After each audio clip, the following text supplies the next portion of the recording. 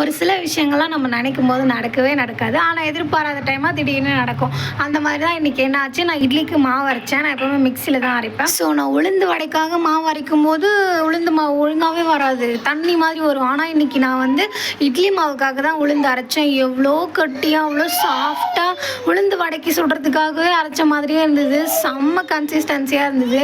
அரைச்சேன் நம்ம நினைக்கும் போதெல்லாம் இந்த மாதிரி வரவே மாட்டேங்குது அப்படின்னு சொல்லிட்டு அரிசி மாவையும் அரைச்சி பார்த்தேன். அரிசி மாவு நொய்யாக தான் எடுக்கணும்னு சொல்லுவாங்க. அப்புறம் அதில் வெந்தயமும் போட சொல்லுவாங்க எங்கள் மம்மியான, நான் தான் மறந்துட்டேன். அப்புறம் சரி ஓகே எப்படி வருது பார்க்கலாம் அப்படின்னு சொல்லிட்டு ரெண்டுத்தையும் அரைச்சிட்டு இந்த மாதிரி நல்லா கையில் தான் மிக்ஸ் பண்ணணும். நான்லாம் சின்ன வயசாக இருக்கும்போது அம்மா இது மாதிரி மாவு கலரி விட சொல்லும்போது நான் கரண்டி எடுத்து தான் கலருவேன். ஏன்டா கையை சும்மா அழுக்காக்கிட்டேன் அப்படின்னு சொல்லிட்டு கரண்டியில் தான் கலருவேன்.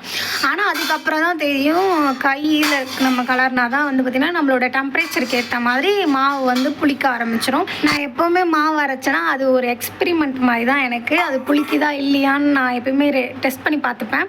ஸோ இப்போ வந்து விடிஞ்சிருச்சு, நம்ம மாவு எப்படி இருக்குன்னு பார்க்கலாம்.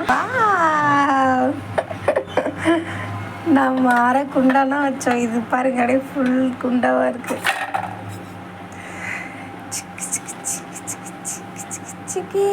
வா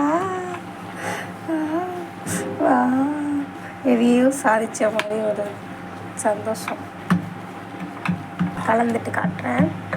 ஸோ நம்மளோட எக்ஸ்பெரிமெண்ட் சக்ஸஸ் ஆகிடுச்சு. ஸோ இப்போ இது நானே அரைச்ச மாவு, இதை வச்சு நான் உங்களுக்கு இப்போ இட்லி சுட்டு காட்ட போகிறேன். ஒரு விஷயத்த கடையில் வாங்குறதுக்கும் நம்மளே அதை செய்யறதுக்கும் வித்தியாசம் இருக்குல்ல. அதில் கிடைக்கிற ஒரு குட்டி ஹாப்பினஸ், சாட்டிஸ்ஃபேக்ஷன், சந்தோஷம் என்ன வேணால் சொல்லிக்கலாம். அது ஒரு மாதிரி ஒரு கெத்தாக இருக்கும்.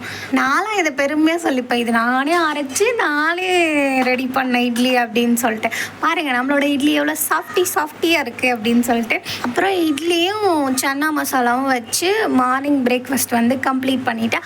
அப்புறம் ஒரு உளுந்து வடை வச்சுக்கிட்டேன். உங்களுக்கு இது மாதிரி வீட்டில் செஞ்ச ஏதாச்சும் அனுபவம் இருக்கா கமெண்ட்டில் சொல்லுங்கள். நம்ம சேனலை சப்ஸ்கிரைப் பண்ணிக்கோங்க.